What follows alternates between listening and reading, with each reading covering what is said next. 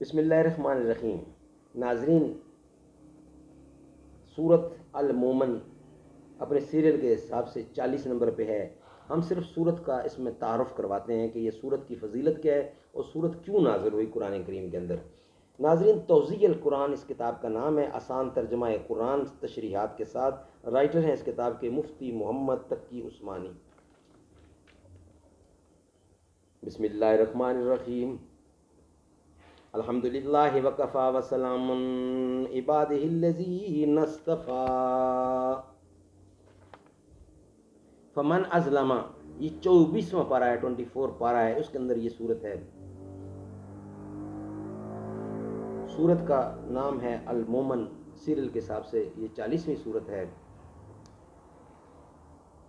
یہ سورت مکی ہے اور اس میں 50 آیتیں اور 9 رکوع ہیں۔ بسم اللہ الرحمن الرحیم۔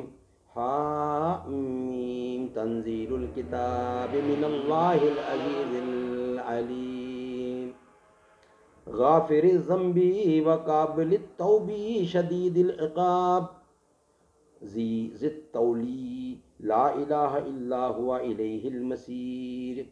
یہ کتاب اللہ کی طرف سے اتاری جا رہی ہے جو بڑا صاحب اقتدار، بڑا علم کا مالک ہے، جو گناہ کو معاف کرنے والا، توبہ کو قبول کرنے والا، سخت سزا دینے والا، بڑی طاقت کا مالک ہے۔ اس کے سوا کوئی عبادت کے لائق نہیں، اس کی طرف سب کو لوٹ کر جانا ہے۔ یہاں سے سورت احقاف تک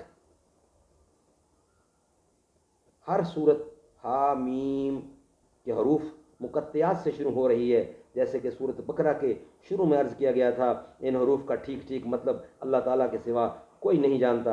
چونکہ یہ 7 صورتیں حامیم سے شروع ہو رہی ہیں، اس لیے ان کو حوامیم کہا جاتا ہے، اور ان کے اسلوب میں عربی بلاغت کے لحاظ سے جو ادبی حسن ہے، اس کی وجہ سے انہیں عروس القرآن یعنی قرآن کی دلہن کا لقب بھی دیا گیا ہے۔ یہ تمام صورتیں مکی ہیں اور یہ ان میں اسلام کے بنیادی عقائد، توحید، رسالت اور آخرت کے مضامین پر زور دیا گیا ہے، کفار کے اعتراضات کا جواب دیا گیا ہے اور کفر کے برے انجام سے خبردار کیا گیا ہے، اور بعض انبیاء کرام کے واقعات کا حوالہ دیا گیا ہے۔